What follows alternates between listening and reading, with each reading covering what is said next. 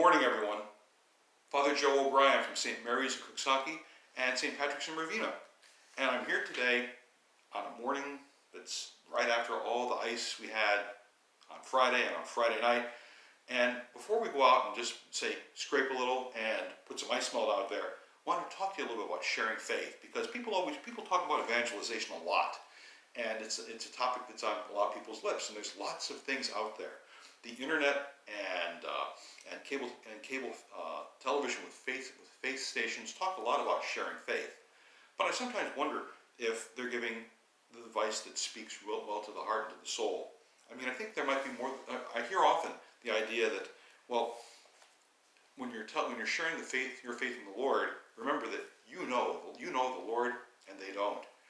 It's almost like I have all the answers to the questions, or that if only someone were to listen carefully to all that I share about Jesus Christ, well, of course, they should just say yes and assent, and they become a person of faith. I think the human soul and the human heart aren't quite that black and white about things. It's not like you're playing a spiritual chess game with people. I'd like to think instead there's much to be shared in our faith, and one good way to start is to recognize the presence of the Lord alive in people already. Jesus there with us, always. We think about him with life, with love, with grace, and with gift. But we think about how we ought to bring that out into people. Consider, let's say, in Matthew's 4th chapter, let's say the parable about the sower and the seed. Lots of people know this story.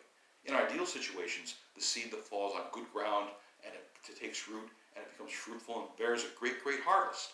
But we also know from the parable there's other situations that come up. Seed that falls among the birds and is carried off. Seed that lands on rocky soil and never really takes root. Seed that, say, is out in the sun, it gets scorched. All those things that kind of get in the way of someone's faith taking root and really becoming a very, very fruitful thing for the Lord and for everyone. Instead of, let's say, going after people as if faith were a series of facts or propositions to be adopted, I'd like to think that we can walk with people, we can accompany them, and we can talk about faith. We can show examples of how we live with Jesus Christ in life and love and service and charity and recognizing all the gospel virtues. I think that might be one way to make faith attractive to people. Another is, of course, getting back to the idea that Jesus is alive in the work in the lives of people. How might we help to bring that out? How might we help, let's say, to have people look at examples of what's going on even in their own lives, and to see Jesus alive there, and to help Jesus, his faith, his word, his way, take deeper root in their lives. I think we can walk with them, accompany them, speak with them, give example, pray with them.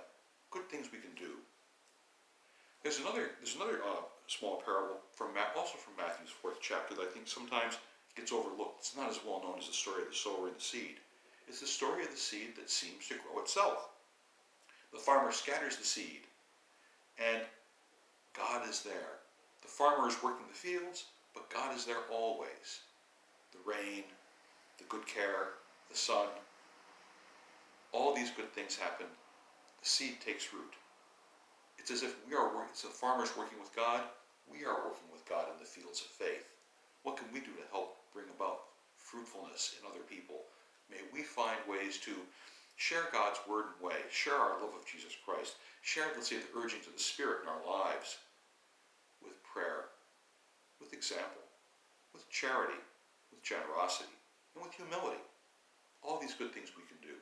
We don't have all the answers. We are all journeying in faith. We're all looking for the Christ at the center of our lives.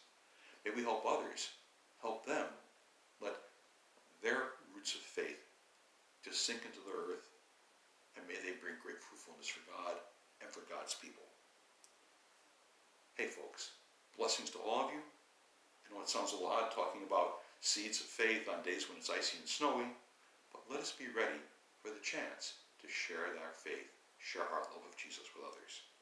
Blessings, folks, and have a great day.